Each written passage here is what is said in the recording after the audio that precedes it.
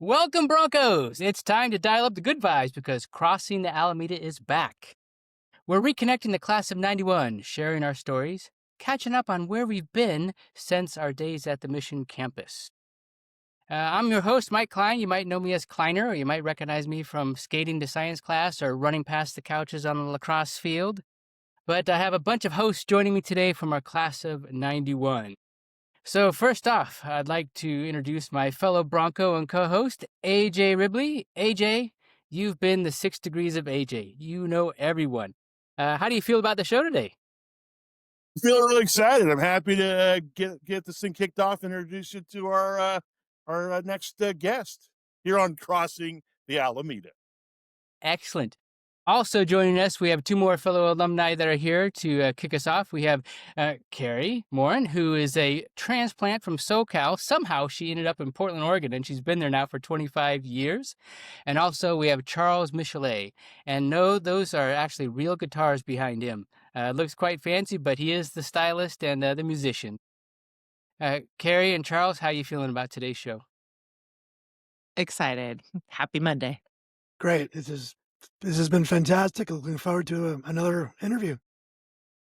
Awesome. Then we're going to go ahead and jump right in. AJ, I'm going to give you the honor of introducing Luds to the group. Lads, welcome to the show. We're so excited you're here today. Everybody, this is our good friend Eric Ludwig, accounting major at Santa Clara University. He survived SWIG and the Rock House. He's raised two amazing girls. He's built a career in the Silicon Valley. And if you've played Kim Kardashian's Hollywood or Deer Hunter 3 on your mobile device while you're waiting for a plane or in your doctor's appointment, Luds might have been responsible for a little bit of that. Eric spent the better part of the last 2 decades in high-level finance and leadership as a CFO and COO of Glue Mobile. And these days, Luds is splitting his time between San Francisco and Napa. I think he's in Napa today, which is awesome. And Luds says, the end of the world as we know it by REM was his SCU anthem. And so, ladies and gentlemen, please give it up for my good friend. Oh, and lacrosse player. That's something that Mike and Eric have in common. Welcome, Eric Ludwig. Welcome, Luds. All right. Thank you, everybody. This is great to be here. I'm looking forward to this is my first podcast, so I think I'm going to go viral pretty soon, so I'm excited about that. You're going to have to teach us how to do snippets for YouTube. Yeah, and TikTok dances. I heard you're big on TikTok dances. That's what I hear. Big consumer of TikTok, not a content creator, but yes. Brilliant. Eric, thanks so much for joining us today. We are really excited that you're here. And so as AJ alluded to, I'm going to go ahead and kick this off. And we usually start back at Santa Clara. So we're going to take you back to Santa Clara. And so what, if you could think about your living situations from years at Santa Clara, which do you think is your most fond memories from your living place? Was it SWIG or the Rock House, New Kids on the Block? So let's see. So I started off 8th floor SWIG, which was, just the iconic experience growing up. I was on the all guys floor. I think that was, probably my starting of the freshman, sophomore. I thought SWIG was just iconic. It was awesome. Then I lived in Dunn next door for all of sophomore year. Then it was like every 5 months I was moving because we were getting kicked out of a place. So we moved into the Rock House with Roner, Buckley, Squirrel, cast of characters. And I think it took until about Super Bowl Sunday when we, Roner and the guys threw a huge party. And I came home from the next day was our intermediate accounting midterm. And I came home to find out that we had been kicked out of the house by the landlord. And then from there, the guys all banded together and got their own place without me. And they kicked me off the island. So then I ended up going to the Sig Ep house and had to live in the Sig Ep house for about 5 months. And then from there, I think somewhere over the summer I lived, and then we were the New Kids in the Block house over right across from the SAE place, brand new place. I think we had like 10 guys living there. That was pretty iconic. And then we left there and went off campus the second half of senior year. So I'd say SWIG and New Kids in the Block were some good ones. Pretty awesome. Wow. Fantastic. Oh my. Hey, Luds, if you could rewind time for like one day at SCU, what's the first thing you'd go and do? God, I think playing volleyball in the backyard of the Sig Ep house on a hot summer day, spectacular. There was nothing that wasn't better than that. So yeah, that's probably where I'd go back to. That sounds really nice right now on a not so sunny day. Okay, another question. You're an accounting major. Did you have a favorite professor in your department or any other class? That I recall, I mean, my memory is so hazy. I'm kind of forget who all my professors really were. So to be frank, no, I'd say that my favorite class was production management, which had nothing to do with accounting. It was probably the hardest class I ever took, but I think I got like a full A on that one, and it was just tackling a fun, hard experience. Everything else, the accounting was, it was fun, but it sounds pretty dorky saying that in hindsight. But yeah, I'd say production management was my favorite class just because it was so hard. That's cool. How about a memory? Do you have a specific memory when you think back to your time at SCU that either makes you smile or makes you a little embarrassed, or what's Okay, so this is gonna be a long story. I don't know how much time we've got, but this is the junior year, the night before the big game, St. Mary's versus Santa Clara, the night before the big game, and this is a two-part story.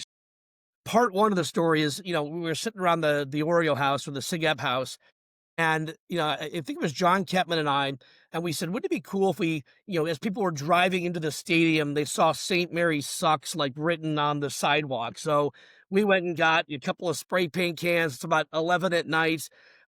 Kevin and I go out there and spray paint in front of every of the entrances into the stadium at 11 at night. And so, I was wearing a big sweatshirt. And so we'd done all that shenanigans.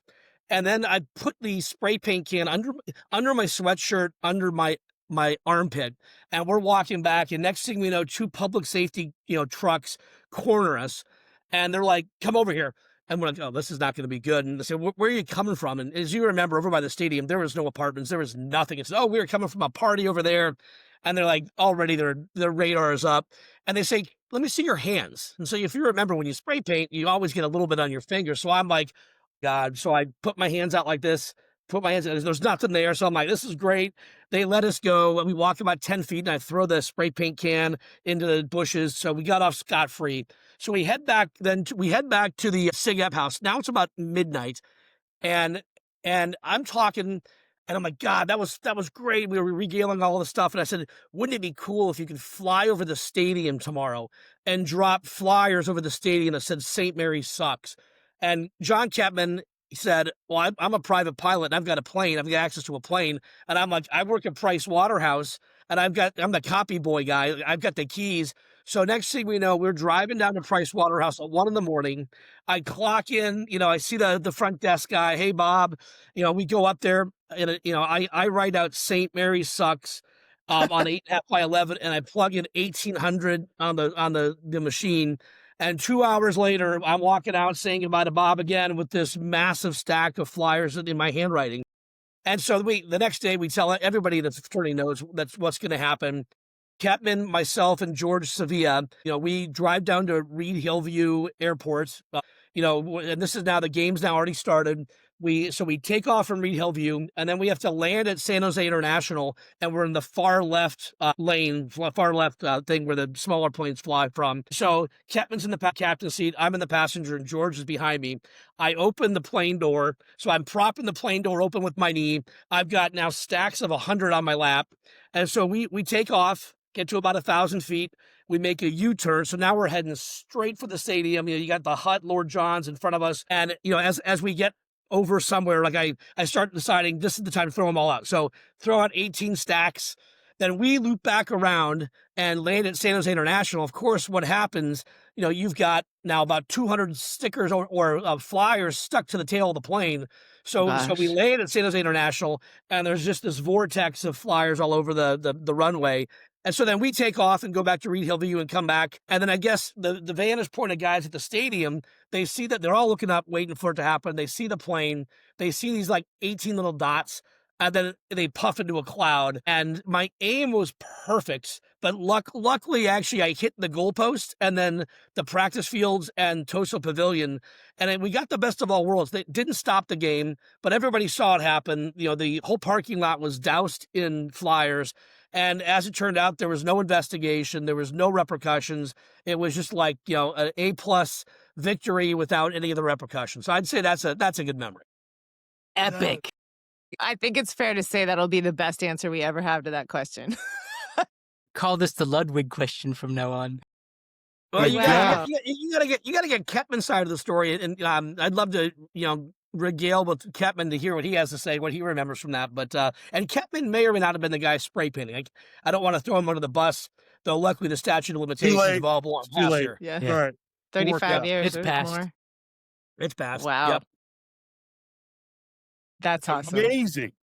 Brilliant. Amazing story. Brilliant story. Legend. You didn't know that Legend. story, AJ? No, I didn't know that story because I didn't go to the football game. I wish I'd known what a brilliant event that was. I don't know what I was doing. You were at the Wow. rugby house, probably. I was probably somewhere I was probably betting on Notre Dame and other universities at that time before they had FanDuel and all kinds of other ways to increase your gambling addiction. Yeah, we just had an old time bookie that we would call. Anyhow, that's for another day. Yeah. What else we got? Okay, so Leds, thanks for that. We're going to fast forward now. Can you just walk us through your journey since Santa Clara? I mean, we know a little, we know some of the story, but, tell us some of the key turning points that you've kind of come through since Santa Clara. Any unexpected detours or anything that you want to chat about there? Yeah, sure. So, I think I was fortunate in that at Santa Clara, I knew what I wanted to do by my sophomore year. So in May of my sophomore year, I ended up going to an open house at Price Waterhouse. It was more for juniors and seniors, and I was a sophomore. I showed up there kind of wearing shorts and a t-shirt, not really reading the room and knowing how important this was, like the early stage of interviewing. But I was like that guy in the front row, raising my hand, asking the questions. And we ended up, going out drinking with them afterwards. And, I made an impression, luckily a good one. And about a month later, I got a phone call from Michael Mueller, who was the recruiting partner there, asking if I wanted to work in the tax department, being the copy boy over the summer. And of course I said, absolutely, any foot in the door you can get. I literally, so this was now 1989. If you remember, there was a TV show called LA Law, and they had I would say a slow person who worked in the tax department who was the copy boy. And so my nickname became Benny, because that was the name of the guy from LA Law. My nickname became Benny while working there. But then my junior year, I got a tax internship there. So I was doing tax returns before I even did tax classes at Santa Clara. And then I already got an odd job offer right away when I graduated. So by junior year, I already had a job offer.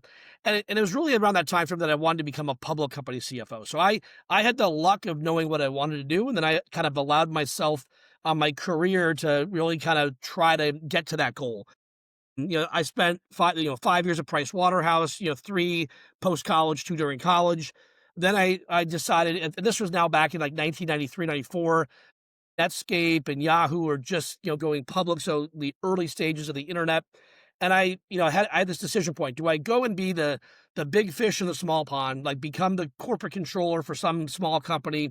And if the company is successful, then I'm going to leapfrog all my contemporaries, or do I go and be a finance manager? So I ended up making door A, which was be the big fish in the small pond. And unfortunately, I chose 2 shitty small companies that really didn't grow well. So for the next 11 years, I spent, 5 years in the dot-com boom and 5 years in the dot-com bust working at these smaller companies. And when the dot-com bust happened, the pendulum swung way back. And if you hadn't become a public company CFO, you weren't getting to become one. So what was intended to be a career accelerator, I would argue, was really my undoing. I should have gone and been, the small cog in the big machine and make a little bit of money on equity. Next thing I knew, I was, 34 years old working at some shitty little software company.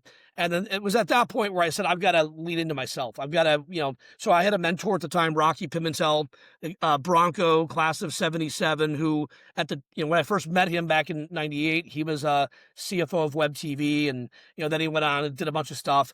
But in 2004, Rocky joined Glue Mobile as CFO. And at that point, I said, I need to learn scale. I need to learn how to, be a CFO, and learn scale. So I took a 2-title demotion from, I was CFO of this private company, and I took a 2-title demotion to director of finance, took a $100,000 pay cut for about 3 years to win. I call this my MBA. That was really my MBA working for Rocky. So I joined in January of 2005 at Glue Mobile. We were at this time tiny little company. We just acquired a company in the UK. And over the next 3 years, we acquired companies, and then we went public in March of 2007. And fast forward to May of '08, Rocky quit, went to go be the CFO and COO at McAfee. And at that point, then I became the CFO. And I spent the next 17 years at Glue Mobile as CFO. And it was a crazy wild ride because when I joined there, we were games on your dumb phone. So this was games on your Motorola Razor. Our customer was Sprint and Verizon. And we went public March of '07. But what happened in July of '07? The iPhone came out. And what happened in July of '08? The App Store came out. So we went public on a business model that went away 3 years later. Like literally, our whole business went to zero in the next 3-4 years. And I kind of liken it to we took off in a 737 as a public company, and mid-flight we had to change the plane into a 777 while we're public. This was it was a new time CFO of a public company. And the business, at one point our market cap, this is now in '08 when the financial crisis hit. We had, as a public company, only a $7 million market cap. You could have bought the whole company for $7 million. So we were on razor's edge of being bankrupt, and we got a new CEO. But over time, in the 2010, 11, 12, we got a new CEO. And then, as AJ alluded to in the very beginning, we had this breakout game hit with Kim Kardashian Hollywood. And it was just this rocket ship. And, our stock went up, doubled in about 2 weeks when that game came out. I think we ultimately did about $600 million of revenue from that game. We paid Kim about $150 million. I mean, like Kim. And what was great is Kim Kardashian. I've met her several times. I was on the show. There's a clip of Keeping Up the Kardashians, and Kim was at our offices, and you see Eric Ludwig, CFO, Glue Mobile. So I had my 1 minute or my 1 second of fame on the Kim Kardashian show. We can talk about her later on if we want to, but she's a real businesswoman. I'm like, she literally was the person that would give us her itinerary. She would tell us what clothes she's wearing. And then when she's going to Punta Mita, Mexico, at the same day, we have a whole event in the game about going to Punta Mita with her outfit she was going to wear that day. So great businesswoman. Unfortunately, my CEO said, wow, that worked once. Let's build the moat and let's go sign up 12 more celebrities. And so we did. The next 3 years, we signed up Britney Spears, Nicki Minaj, Jason Statham, Taylor Swift, Kendall and Kylie Jenner. I mean, we signed so many celebrities, spent about $70 million on license advances, and not a single one of those other games was successful. They all failed. Then fast forward, we bought a couple companies, came out with a game, Design Home and Covet Fashion, from the acquired company, and those were just massive successes. And then COVID hit, and COVID was the greatest thing to gaming. Everybody was home. They were sitting around. So our revenue went up 80% in one quarter. So, March of quarter ending March 2020, we did $103 million of revenue. The next quarter, Q2 2020, we did $185 million of revenue. Everybody's sitting home. And then it was right around then that Electronic Arts came knocking on our door. And ultimately, during COVID, we sold the business in February 2021 for $2.5 billion to Electronic Arts. And then, I got fired in the end of August 2021. So that was that. And so now I'm basically doing gaming, SaaS, and AI. Those are the verticals I focus on. And then I'm doing part-time CFO, investing, advisory, board. I've done about 10 deals in the past 4 years. So I'm kind of keeping my fingers in a lot of irons. I started a company in India for for the gaming sector for low cost offshore outsourcing. So I've got about 20 employees in India with one of my companies. I'm on the board of a conversational AI company based in Israel called Callers.ai. We're doing 15 million calls a month that are all AI calls. So it's kind of fun. I've got a really broad range of companies and things I'm doing. And, I work about 25 to 30 hours a week across these ventures. So cool. There's Eric, good. one of the things we love about this question, and especially your story, which is so cool, is we all have kids that are kind of coming out of college now and wondering what's ahead. And this is such an awesome story. I hope my kids listen. My daughter just graduated college, and she's in Chicago living on her own, got a full-time job. And I mean, literally off the dole. She is off the dole, self-sufficient, saving money. It's amazing. So I'm looking hats forward to off that.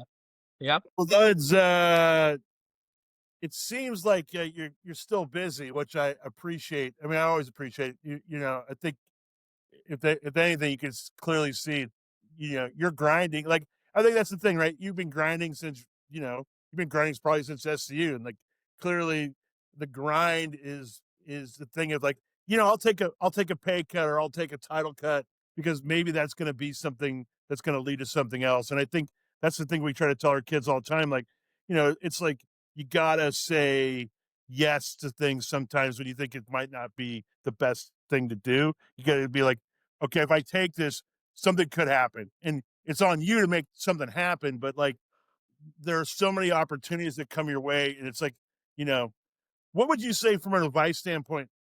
Would you say, how would you navigate the offers or how would you navigate when things come at you? What's been your approach over the years? I find it really fascinating, like an amazing story, but like, is it a gut thing? Is it a research thing? Like, what do you do to help Yeah. kind of foster and your thought process as to what's going to be a success or not a success? Yeah, so one thing I've been doing, so probably over the last 20 years, I've probably helped 30 friends, relatives, kids coming out of college get their first job out of college. I've actually gone back to Santa Clara probably the last 3 or 4 years and spoken at some of the accounting classes and given kind of career advice. And coming out of that, I probably have had 3 or 4 Santa Clara students that reach out to me to ask for advice. And what I always tell them to do is, do what you love, do what pays you whatever amount of money you need to make, and do what you're great at. Those three things. I'm an accountant, but I hate accounting. I would never want to be an accountant anymore. It might pay me good money, but I've closed that window and that door. So to me, that's really my mantra. The other thing I tell the kids is LinkedIn is your best friend. I mean, like LinkedIn is your resume is LinkedIn, and you've gotta go build your network. Number one, you need to do a ton of informational interviews. So like, I mean, like I think I was one of the first 48,000 people on LinkedIn when it came out, literally like 20 years ago, and I've actually validated that with some people that worked at LinkedIn. Like I was there early, and to me, those informational interviews, if you do it right, if as a college student, and I kind of went to the college student as the answer, not kind of adults, but this can kind of apply to non-college students as well. But if you reach out to, a person a week in your field using LinkedIn and doing informational interviews, over the course of a year, you're going to have 52 people that know your story, that remember who you are. And I can assure you within a year, you're going to have one of those 52 people that's going to be reaching out to you about a job opportunity, career advice, etc. So to me, like, and by the way, LinkedIn is so good at allowing you to filter for these kids out of college, being able to filter like, hey, I got this esoteric degree. How do I use LinkedIn to figure out what people with my esoteric degree are doing 3 years, 5 years, 10 years later? And then as you look through all those people's LinkedIn profiles, you're going to find names of companies you didn't think about that hired that guy with that esoteric degree. So to me, it's like, just, you got to have a plan. And then kind of once you know what you don't love, you can nail that window, that door shut. Say, okay, I don't like, accounting. So great. Don't ever like close that window and move on, because then you can start doing your career path either linearly or at least laterally, but don't go backwards. Don't ever go backwards on your career path if it's not going to be what you're doing and what you would like to do and what you want to do long term. So I say all this from, I've probably hired and fired a CFO. I've had HR report to me for 30 years.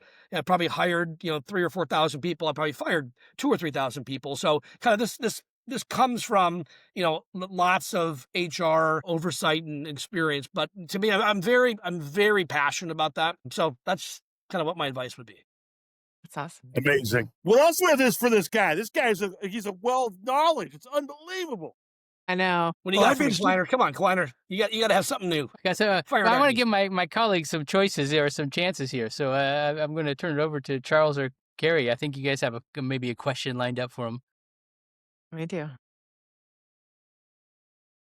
So what do you do to relax? I mean, you seem super focused on your career life, which is amazing.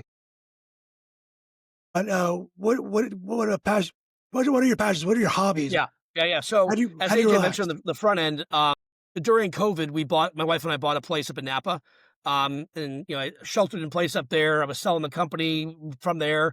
And I spend about 80% of my time up in Napa, and my house is kitty corner to the Napa Valley Country Club. So growing up, I grew up in Phoenix, Arizona, and I grew up on the 18th tee box of Moon Valley Country Club.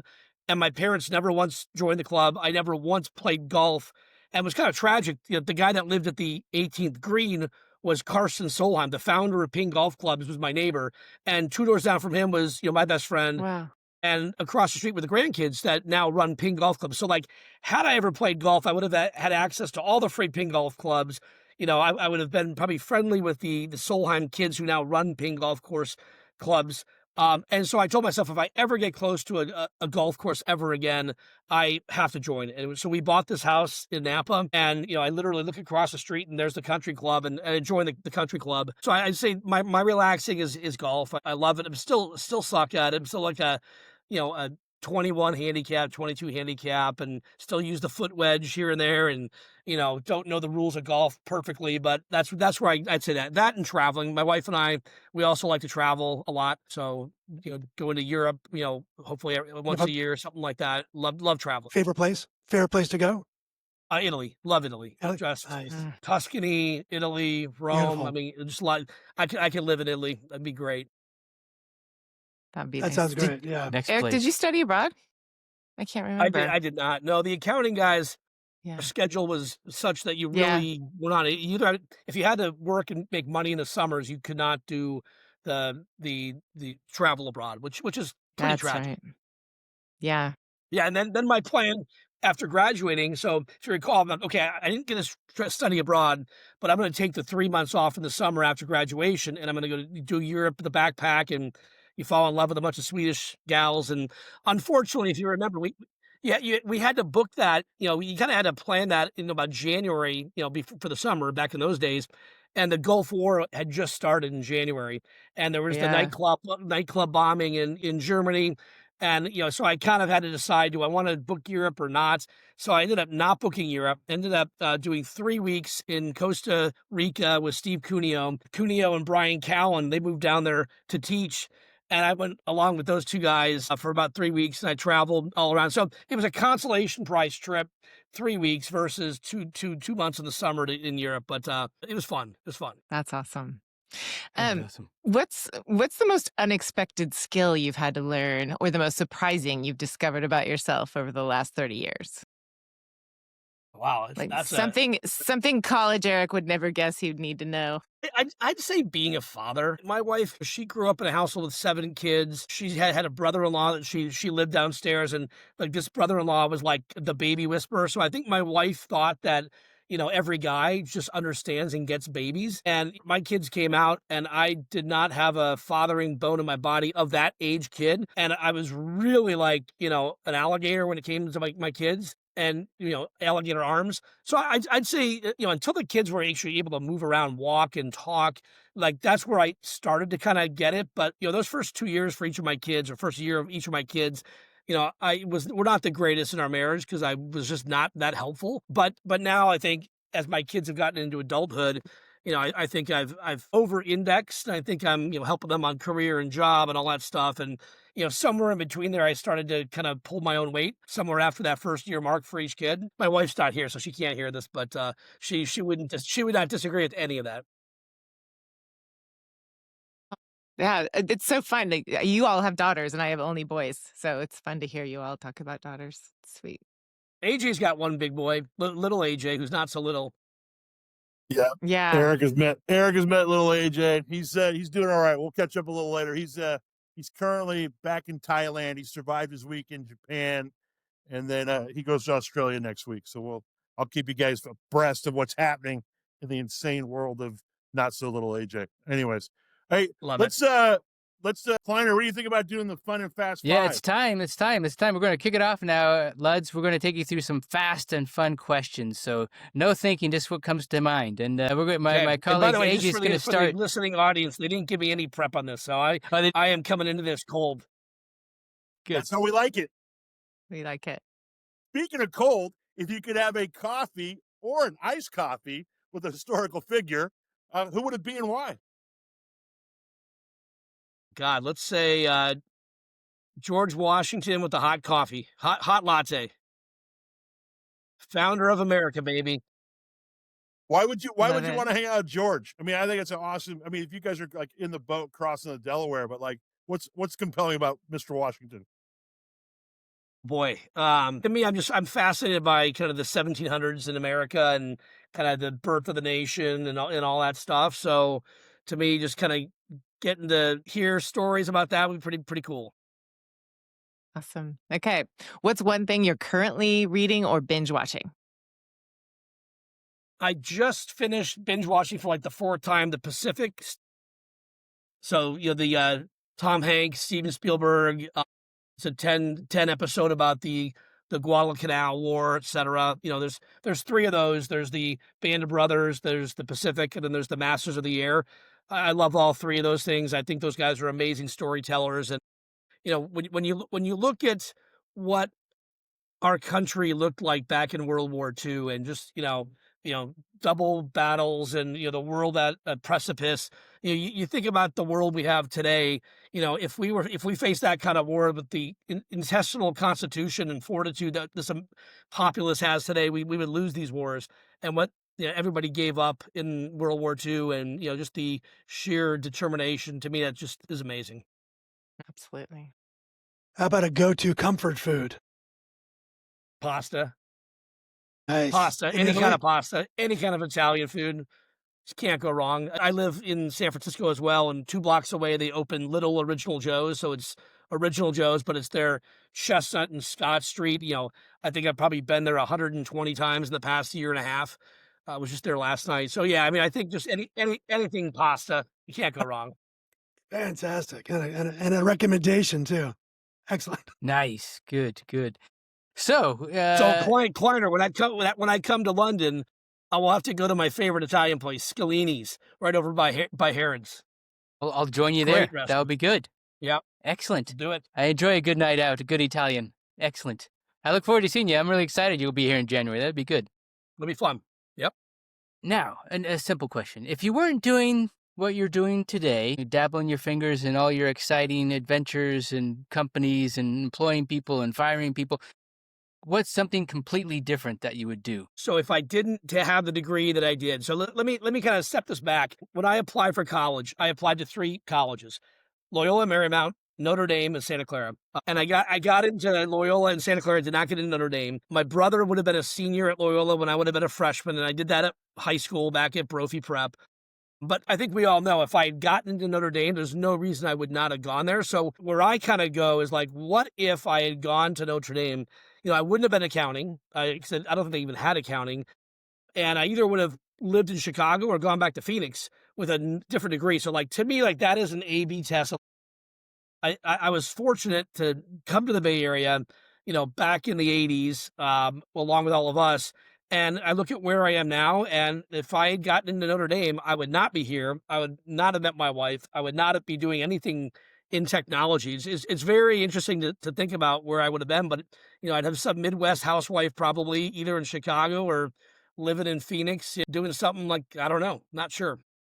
I like the sliding doors visual there. That's cool. Yeah. Yeah. So, Lens, what's on your bucket list? Like, what are you actually working toward right now? Like, what's a goal? I mean, obviously, geez, I don't know. You've been helping all these other companies and helping young people find work, but like, what's on your bucket list of things that you actually are working toward right now?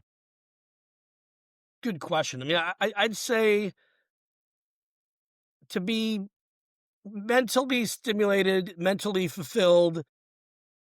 I got, when I left Glue/EA 4 years ago, I kind of took off 18 months. I told myself I was going to take off 18 months.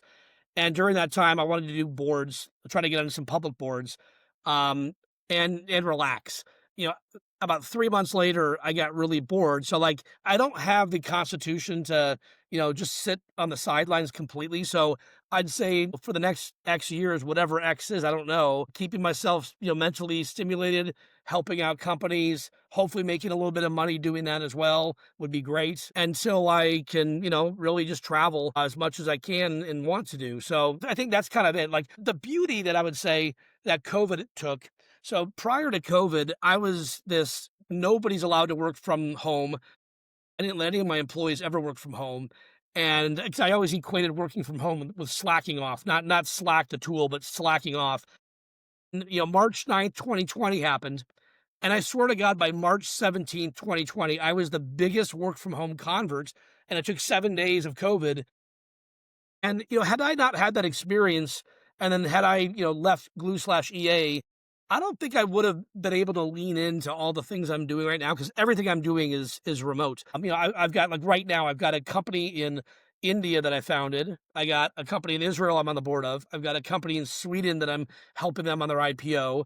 I got a guy in Florida that I'm an investor in his company, and then I got a company in the U.S., that I'm the part-time CFO of. Like, I wake up, I spend most of my time is like 5 a.m. to about 10 to 12, and then I'm kind of done in the afternoon. But, it's like every day I'm on calls with some different time zone. But to me, I would never have had that, I don't think, mental opportunity if I not been for COVID and working from home and understanding what that really looks like. And now, like, it's allowed me to have a whole career post Glue/EA. Amazing. Hey, actually, I do want to kind of go back to the question that I think Carrie or Charles posed. I think the one thing we didn't clarify is, like, if you could do any other job without even having the skill set for that job, like some crazy, doesn't matter, like, what would you do, like, in the job world, that's regardless of talent, if you had it or not? Like, what's an intriguing job proposition for you? Well, I think we had probably one or two people in our class that, Shamar Moore, Jesus Mendoza, these guys that, good looking Lotharios that, just had a talent. I have no talent in the musician world, but boy, who wouldn't have loved to have been a musician? My God, like that would be pretty phenomenal. I love it. Yeah. I love it. And Shamar Moore, I mean, who doesn't remember opening the San Jose Mercury News on a Sunday and seeing him, like, in his, boxer shorts, posing? Like, that guy went on to have an amazing career. So I think you got to get Shamar on this call. He's not in the class of 91. I think he's class of 92. Maybe the lines blur a Reach out bit. to Shamar. He's good people. He also got to do Soul Train. I mean, I don't know how anybody can ever backfill for Don Cornelius, but the next thing I know, I'm like, is Shamar hosting Soul Train? Oh yeah, he is. Yeah, there you go. That's so cool. That to me is an amazing gig. I didn't even think about Yeah. that. I think he Well, he dated could host Soul Tori Train. Amos. Yeah, in the 90s, I think he dated Tori Amos, the singer. Like, it's not Wow. a bad life. Brilliant. Well, this is great, Luz. Thanks so much for that. And I'm so excited for you and happy to hear all these great stories from you. And boy, thanks for, I remember waiting for that plane to come in, waiting for you, Kevin and Jorge, just lining up, going, come on, baby. So I remember just waiting for that to happen. So it was a brilliant story. And it's so great to hear about all your successes. And I know you worked really hard for those. And like you said, you made a plan, made some difficult choices, but hey, kudos to you for your success. It's really great to hear. It's brilliant. Thank you, Mike Yeah. Klein. Yeah. Thank you. It Kleiner. was so awesome to And- hear your journey. Sure. And I look forward to Excellent. seeing you in Thank you. January. I'm excited for that. That will be a highlight. I'll ping you. Let's make it happen. We'll have dinner at Scalini's for sure. Good.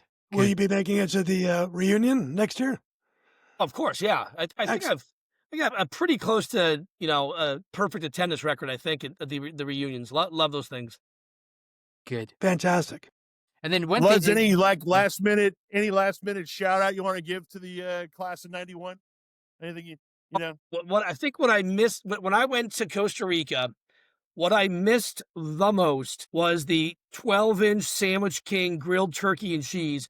And I think I landed and went directly to the Sandwich King and ordered that monster sandwich. Like that, to me, if I could transport back to anything, it wouldn't be the Hut, it wouldn't be Lord John's, it would be Sandwich King for a pitcher of beer and a grilled turkey with cheese. That's And what I think. Spin the wheel. Spin the wheel, Yeah. and get the free beer. So, hey, everybody, all our listeners, hey, thanks for joining in today. This is another episode of Cross the Alameda. If you'd like to suggest a guest or share a memory or join, us on this show, send us an email at crossingalameda@gmail.com. That's crossingalameda@gmail.com. Be sure to subscribe so you don't miss some future episodes. And until next time, thank you, Eric Ludwig. Thank you, Carrie. Thank you, Charles. Thank you, Kleiner. Go Thank you, Broncos. AJ. Love you all. We'll see you in the next one. Cross the Alameda. Awesome. Love you guys. Thanks, Thank everyone. you. Awesome. Cheers. Thanks, lads. Oh, he's gone. And he's out. Tell him